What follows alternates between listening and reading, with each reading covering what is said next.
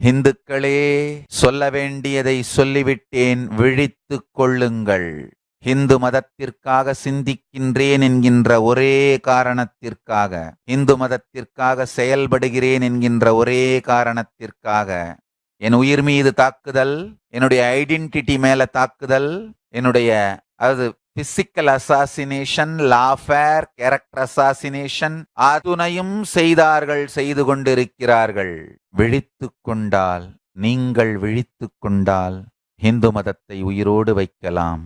இல்லையென்றாலும் என் சந்நியாச சம்பிரதாயத்தின் மூலமாக உயிரோடு வைத்து விடுவேன். விழித்துக் கொண்டீர்களானால், நீங்களும் இணைந்தால் சக்தியோடு புஷ்டியோடு பல கோடி மக்கள் இந்து மதத்தை வாழ்க்கை முறையாக வாழுகின்ற அறிவியலாக உயிரோடு வைக்கலாம். இது மட்டும்தான் உங்க எல்லாருக்கும் சொல்லணும்னு நினைக்கிறேன். வாருங்கள்.